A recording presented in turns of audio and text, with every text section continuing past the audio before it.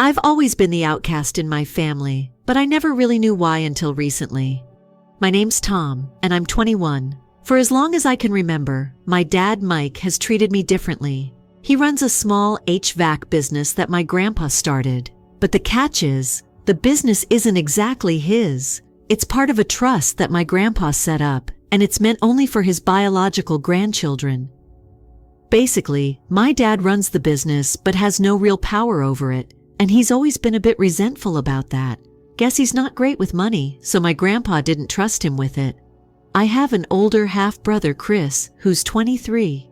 He's always been the golden child in my dad's eyes. Chris can do no wrong, while I somehow get blamed for everything. I always thought maybe I just didn't fit the family mold, but it never made sense until a few years ago. That's when everything turned upside down. 3 years ago, my dad found some old journals my mom, Lisa, had kept. Reading them was like uncovering a dark family secret. Turns out, my mom had an affair that went on for years. Her lover died in a car accident about 12 years ago, but this affair had been a huge part of her life. My dad kept this information to himself for a long time, but it was clearly eating him up. Finally, he dropped the bombshell on both Chris and me. One day, he called us into the living room. I didn't know what to expect, and neither did Chris. Out of nowhere, he tells us that we both need to take DNA tests. You can imagine how stunned we were. Apparently, my grandpa had always suspected that my mom was unfaithful, and he even doubted whether either of us was actually my dad's biological son. So the DNA test wasn't just a test. It was the key to who would inherit the family business, the house, and everything else in the trust. I could see the anticipation in my dad's eyes, almost as if he was waiting to finally get rid of me. He's treated me like an outsider for years, and now he had a chance to prove that I wasn't really his son. The whole thing made me realize that he cared more about the business and the money than about me. If the test results showed I wasn't his son, I'd lose everything, and I could tell Chris was sure I'd be the one to be cut off. We went to the lab in silence. My dad was focused, staring straight ahead, while Chris sat beside me in the back seat with a smug grin, practically gleeful at the thought of me being cast out. I was in shock, staring out the window and wondering what my future might hold. That car ride was one of the longest, most nerve-wracking moments of my life. The wait for the results felt like an eternity. They told us we'd get them in a few days, but it was as if time slowed down. I hardly slept, lying awake and imagining the possible outcomes. I kept asking myself, what if I wasn't his son? Would I have anywhere to go? Or what if Chris wasn't? Would my dad's whole world collapse? Finally, the day came. We went to the lawyer's office to get the results, and my heart was pounding as the lawyer opened the envelope. The room fell silent. Then he read the results. I was my dad's biological son. Chris, the so-called golden child, was not. The room went cold. My dad's face went pale, and Chris looked like he'd been hit by a truck, his mouth hanging open in disbelief. I could feel a strange sense of justice. After all the years of being treated like I didn't belong, it was me who was truly his son. The favored son wasn't related by blood after all. But there was more to this revelation. Since the house was also part of the trust, it now legally belonged to me as well. My dad had always assumed Chris would inherit everything, but the DNA test proved otherwise. Chris got nothing. On the drive home, my dad was silent, while Chris was beside himself, muttering about how unfair it all was and how there must have been a mistake. My dad didn't even try to argue. He looked completely defeated, as if his whole life had just been ripped apart. That night, he came to my room. I'd never seen him look so vulnerable, with tears in his eyes. He apologized, admitting that he'd messed up and wanted to make things right. But after years of being treated like the outcast, I couldn't just let it go. I told him, if you really want to make things right, kick Chris out. You were ready to kick me out if I wasn't your son, so now it's his turn. He looked at me in shock, like he couldn't believe what I was saying. He tried to reason with me, suggesting family counseling and a way for us to work through things together, but I refused.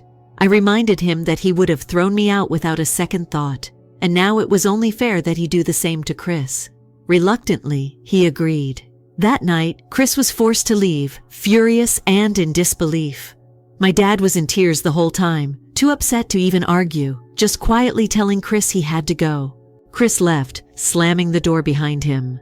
The days after Chris left were heavy. You'd think that after all this, things would settle down and that maybe my dad and I could patch things up. But it didn't work that way. The house was quiet and tense, like everyone was walking on eggshells. My dad, Mike, wandered around like he was in a daze, barely talking to me or even acknowledging that I was there. It was like he was grieving, not just for Chris but for the image of a perfect family he'd held onto for so long. My mom, Lisa, wasn't any better. She kept to herself, almost pretending like nothing had happened. I would catch her staring off into space, lost in her thoughts, barely looking my way.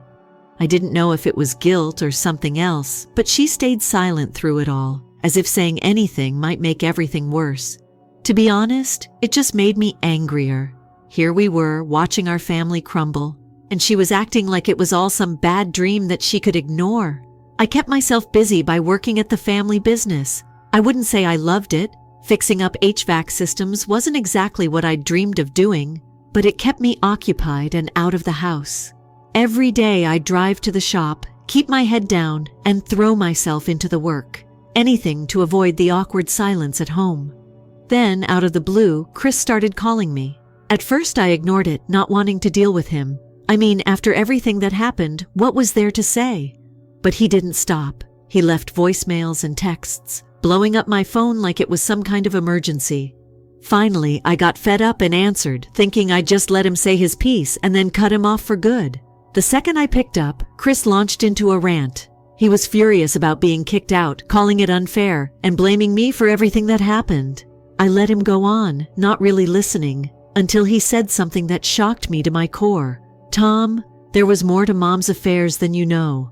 The guy who died in the car accident wasn't the only one," he said, his voice low and serious. For a second I thought he was bluffing, but then he told me he'd found more journals and letters that Mom had written. There was another man, someone she used to work with. He claimed he had proof, and he threatened to tell our dad everything if I didn't help him move back in. "You'd really blow up the family even more just to get back at me?" I asked, stunned by how far he was willing to go. "You left me no choice, Tom," he shot back. "You forced Dad to kick me out. So unless you want this family to go down in flames, you're going to help me." The call ended, and I just sat there reeling from what he'd told me. Part of me wanted to call his blimp to see if he was really willing to go through with it. But another part of me believed him. It would explain a lot. The way our dad had treated me, his coldness, the years of feeling like I didn't belong. Maybe he'd always known, or at least suspected, that our family was built on lies. By the end of the night, I'd made up my mind. I wasn't going to let Chris blackmail me into helping him. If he wanted to blow up the family, fine, let him. I was done being dragged into his schemes. I stopped responding to his texts and calls, letting him stew in his own mess. If he wanted to bring everyone down with him, I wasn't going to stand in his way. Days passed, and the tension in the house grew thicker. My dad was still distant, barely speaking, and my mom continued to keep her head down, avoiding me and my dad as much as possible. It was like she was hiding from her own life. But one evening, as I came home from work, I could feel something different in the air. The house was eerily quiet, but there was an underlying tension, like the calm before a storm. I heard my parents talking in the kitchen. At first it was just murmurs, but then I caught bits and pieces of what they were saying. My dad's voice was filled with rage, and my mom's was trembling. "You think I didn't know?" My dad spat, his voice sharp and cold. "You think I'm some kind of fool?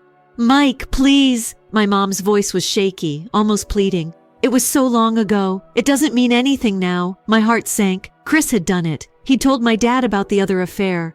Part of me felt a twisted sense of relief, but another part was angry, sad, and lost all at once. I didn't want to hear any more, so I quietly slipped upstairs, but even from there I could still hear them shouting, voices raised in hurt and betrayal. Later that night, my dad came up to my room. I didn't feel like talking, but I opened the door anyway. He stood there looking older, more broken than I'd ever seen him. It was like a part of him had been stripped away. "Did you know about the other guy?" he asked, his voice hollow. I nodded, telling him that Chris had called me a couple of weeks ago and let it slip. He nodded back, his face going even paler, then said something that shook me. I never trusted your mom after the first affair. I couldn't trust either of you boys either. That's why I treated you the way I did," he admitted, and his voice cracked as he said it. I just stood there stunned. I'd always thought he didn't like me because I wasn't good enough, that maybe if I'd been better, he would have treated me differently. But it was never about me. It was about his own doubts, his mistrust. It was like my entire childhood, every harsh word, every cold shoulder had all been because of a lie. He apologized, looking genuinely regretful, but I didn't know how to feel. Part of me wanted to forgive him, but another part couldn't let go of all the years of pain. So I just stood there, nodding silently as he left the room, his shoulders slumped and defeated. For the next few days, the house felt even colder, even more strained. My dad avoided my mom completely, spending all his time in his office or out working. My mom stayed in her room, barely coming out, like she was hiding from the world. It felt surreal, like the whole family was just going through the motions, each of us in our own bubble of hurt and resentment. But of course, nothing in this family stays quiet for long. One night, just as I was getting comfortable after a long day at work, I heard a knock at the door. I opened it, and there he was, Chris, standing on the porch with a smug, infuriating look on his face, like he hadn't just set our entire family on fire. "What the hell are you doing here?" I snapped, stepping outside to shut the door behind me. He shrugged, completely unfazed. "I wanted to talk. Can I come in?" "No," I replied, my voice sharp. "We don't have anything to talk about." He rolled his eyes. "Oh, come on, Tom, don't be like that. Look, I didn't want to have to tell Dad, but you left me no choice when you kicked me out." I couldn't believe what I was hearing. "You're seriously going to stand here and act like you're the victim?" Chris sighed, looking almost bored. "I just want things to go back to the way they were. We were a family before all this, weren't we?" I couldn't help but laugh, bitter and cold. "A family? We were never family, Chris. You were the favorite, and I was the one left in the cold. Don't pretend like we had some perfect life." His face twisted, losing its smugness. "Fine, maybe I was the favorite, but at least I wasn't some bitter, jealous loser like you." That hit a nerve. I stepped closer, fists clenched. "Get out of here, Chris. You're not welcome here anymore." He smirked, the same old arrogance back on his face. "Fine, but don't be surprised when Mom and Dad split up because of all this. You're just as much to blame as I am." With that, he turned and walked away, leaving me standing on the porch, fuming. His words echoed in my head, and I couldn't shake the doubt creeping in. Maybe I had played a part in tearing this family apart. Maybe if I hadn't pushed my dad to kick him out, things wouldn't have gone this far. But then I remembered how they'd treated me, how they were ready to throw me away if I wasn't. After Chris's little visit, things only got worse. It was like he'd lit a fuse, and now we were all just waiting for everything to explode.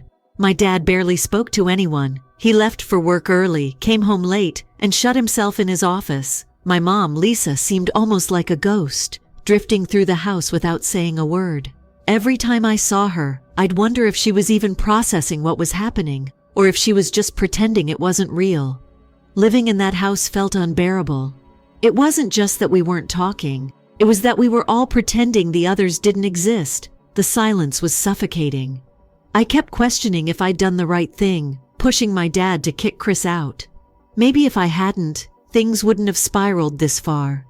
But every time I started to feel guilty, I'd remind myself that my dad was ready to cut me off too, if I hadn't been his biological son. So why should I care? Then, one night, as I came home from work, my dad stopped me in the hallway. His face was set in a way I hadn't seen before, like he'd made some kind of final decision. "Tom, we need to talk," he said, standing in my doorway. I sighed, exhausted from the day and from everything else. What is it now? He came into my room and sat on the edge of the bed, rubbing his hands together like he was trying to figure out how to start. After a long pause, he finally spoke. "I've decided to file for divorce." I sat up, surprised. "Wait. What?" He nodded, not meeting my eyes. "I can't do this anymore. I thought maybe I could forgive her, but I can't. There's too much damage. I've already spoken to a lawyer and started the paperwork. I wanted you to know first." I didn't know what to say. Part of me wasn't shocked. This felt inevitable. But actually, hearing him say it made it real, and that hit different. "So that's it?" You're just ending it? He sighed, finally looking up at me. It's not an easy choice, Tom, but it's the right one. I can't keep pretending everything's fine when it's not. I could see the sadness in his face, the exhaustion. It was like he was tired of holding it all together. Does Mom know? I asked, even though I already knew the answer. He shook his head. Not yet. I'll tell her soon. Was I okay with it? I didn't even know. Did it matter if I was? It wasn't like I had any say in it. Still, the idea of my parents splitting up felt strange, even after everything that had happened. Yeah, I guess, I mumbled, not sure how to put into words the mess of emotions I was feeling. He stood up and gave me an awkward pat on the shoulder. I'm sorry, Tom. I know this hasn't been easy for you. And with that, he left the room, leaving me alone to process what was happening. For the next few days, it was like we were all holding our breath, waiting for the inevitable.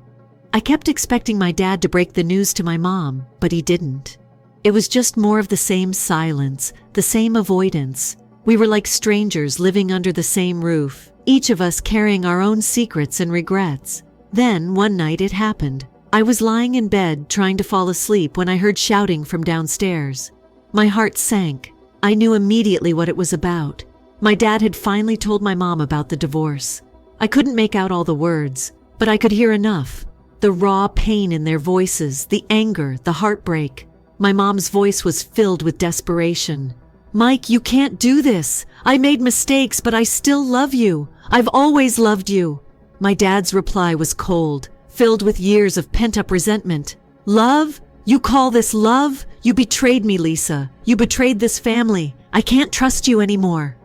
I lay there listening to them tear each other apart, feeling like I should do something, anything. But what could I do? This wasn't a fight I could step into and fix. This was years of lies and hurt unraveling all at once. Eventually, the shouting stopped. I heard my mom crying in her footsteps as she ran up the stairs and slammed the door to their bedroom. The next morning, the house felt even emptier than before. My mom didn't come out of her room at all, and my dad sat at the kitchen table with his coffee and the newspaper, pretending like it was just another day. I didn't know what to say to him, so I didn't say anything. I just grabbed my breakfast and headed to work, hoping to avoid any awkward conversations. But when I came home that night, I saw that things had escalated. My mom had packed her bags. Her suitcases were lined up by the door. She was standing in the hallway, talking quietly on her phone. I didn't know who she was talking to, but it sounded like she was making arrangements to leave. When she noticed me, she ended the call and wiped her eyes. Tom, honey, I'm going to stay with your Aunt Maggie for a while, she said, her voice shaking. I didn't know how to respond. Okay, was all I could manage. She gave me a sad smile, then pulled me into a hug. I'm so sorry, Tom. I know this is hard, but I'll still be around. We'll figure this out. I didn't hug her back. I just stood there feeling numb, waiting for her to let go.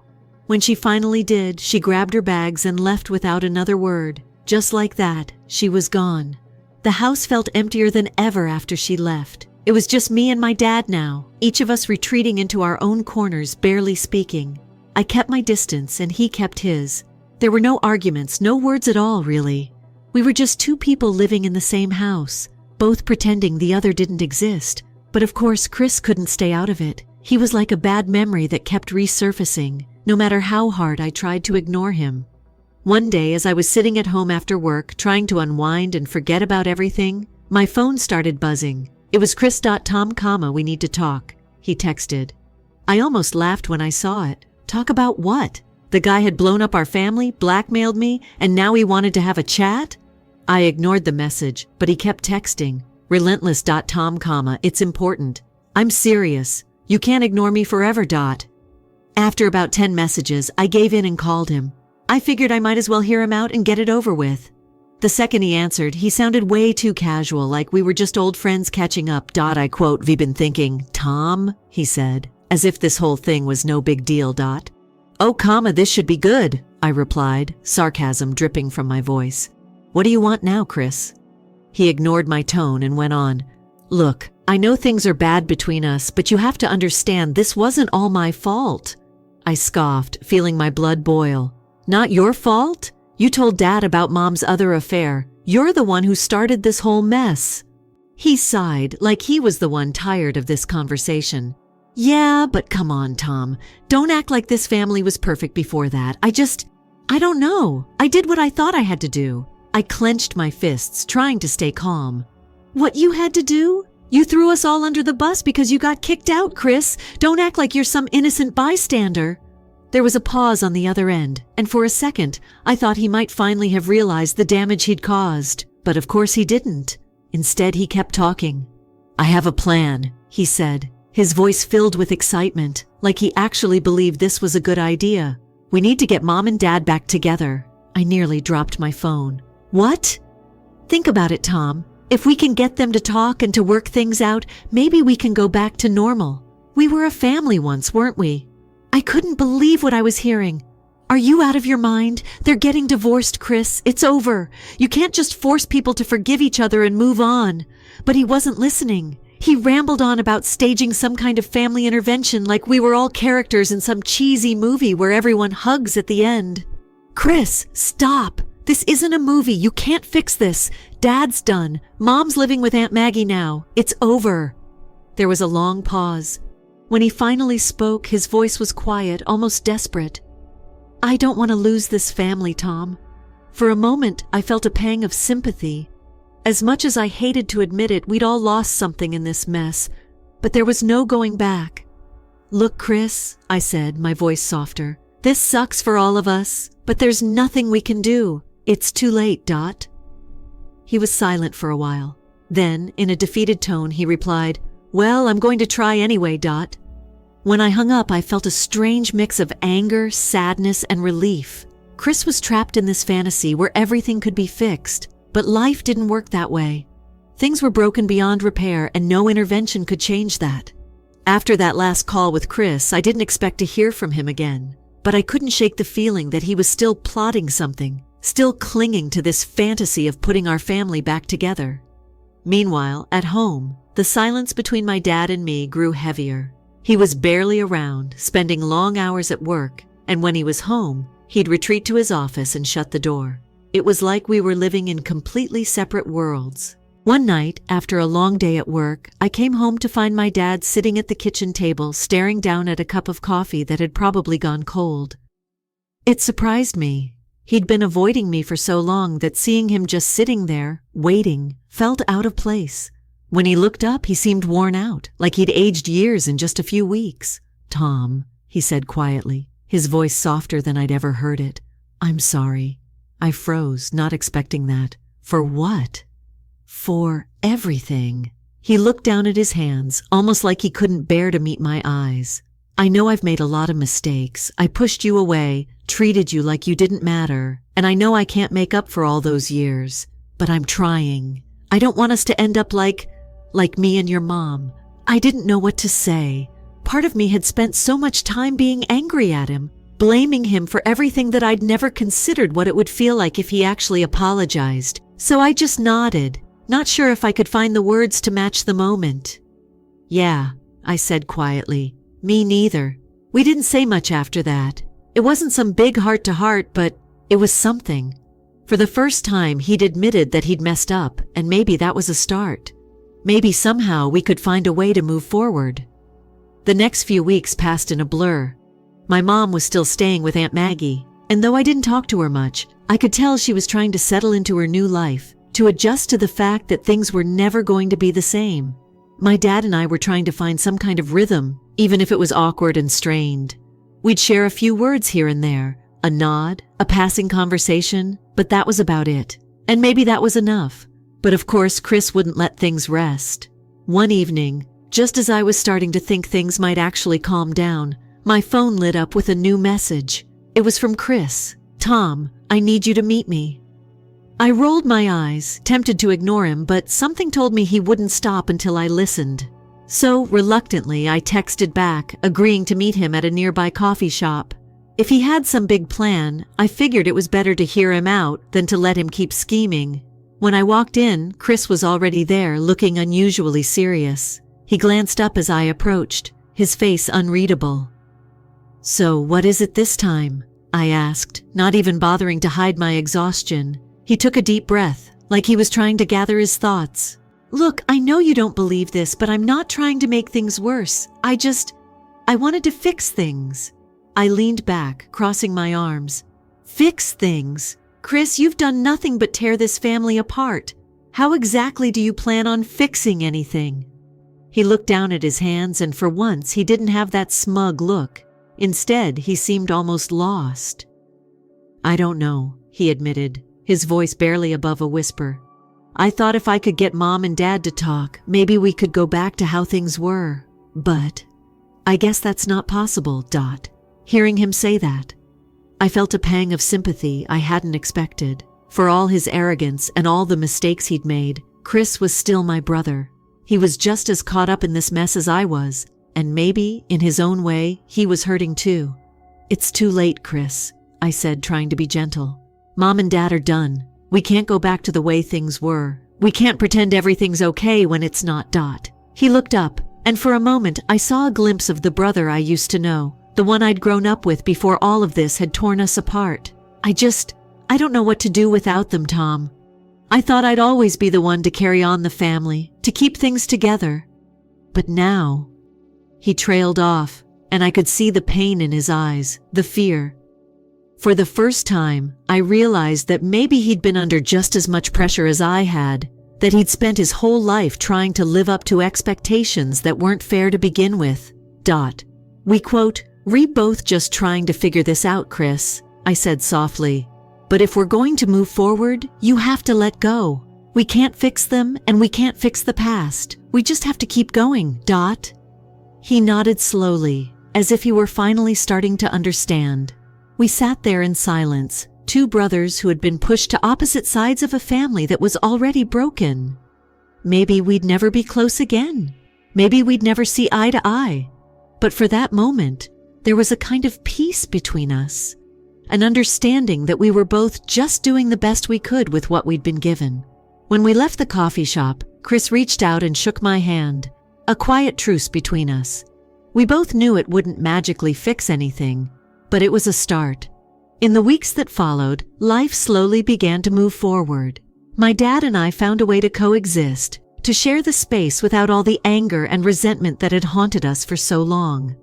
My mom started building a new life for herself, and though we didn't talk often, I knew she was finding some kind of peace. And Chris, well, he stopped reaching out as much. Maybe he'd finally come to terms with everything. Or maybe he was just tired of fighting. One night, as I sat on the porch, staring out at the quiet street, I felt a strange sense of calm wash over me. This wasn't the life I'd imagined, and our family was far from perfect. But we'd all survived. Somehow, through all the lies, the betrayals, and the heartbreak, we'd managed to find a way forward. Maybe we'd never be a family again in the way we once were. But for the first time, I felt like I could breathe, like I could finally let go of all the anger and start living for myself, free from the weight of everything that had come before. And that, in the end, was enough.